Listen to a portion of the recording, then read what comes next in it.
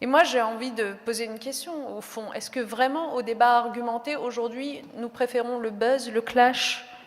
Je sais qu'il est plus facile et plus rapide de lire un tweet qu'une revue scientifique, mais est-ce que ce qu'on trouve dans cette revue scientifique ne mérite pas davantage d'être su, d'être connu? Penser le monde dans sa complexité, dans son désordre, mérite, je crois, bien mieux que les clichés et les raccourcis abusifs. Et de la même façon, ne nous laissons pas piéger, ne nous laissons pas intimider par les attaques incessantes sur le politiquement correct. Ce mot ne doit pas devenir une insulte ou une calomnie. Là encore, je finis par avoir ce sentiment-là en écoutant les débats publics.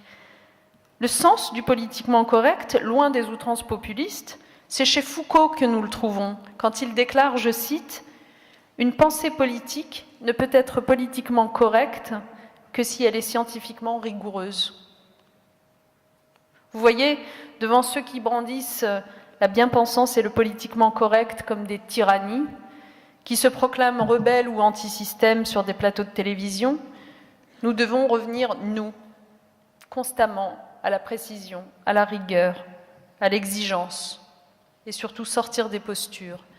Si nous voulons enseigner à nos élèves l'esprit critique, si nous voulons le leur transmettre, nous devons renouer avec un débat d'où ne serait pas exclue la pensée.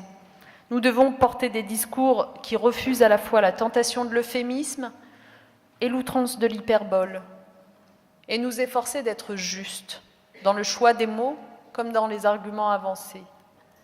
L'esprit critique, mesdames et messieurs, en conclusion, nous permet de donner du sens au monde qui nous entoure, de trouver notre place en son sein, de ne pas aller chercher ailleurs un sens tout fait, prêt à l'emploi. Lui redonner une place centrale au cœur de nos établissements, c'est renouer, je crois sincèrement, avec l'élan, l'exigence des périodes dans lesquelles s'enracine l'école de la République, c'est-à-dire l'humanisme et les Lumières. Alors, on pourrait se dire, l'humanisme, les Lumières, mais quel est le rapport avec notre monde? Pourquoi se tourner vers le passé quand l'avenir est déjà si incertain? Mais c'est parce que ce passé, il n'a pas vocation à être un modèle figé ou l'objet d'une nostalgie fantasmée. Par contre, il peut et il doit être, j'en suis persuadée, pour nous tous, une inspiration pour précisément construire l'avenir. Ces deux périodes que je viens d'évoquer, l'humanisme et les Lumières, leur nom les fait parfois envisager sous un éclairage très flatteur. La Renaissance, comme ça sonne bien, les Lumières, quel éclat devait avoir ce siècle. Pourtant, quand on y regarde de plus près, il ne faut pas longtemps pour se rendre compte que c'est plutôt le clair-obscur qui s'impose.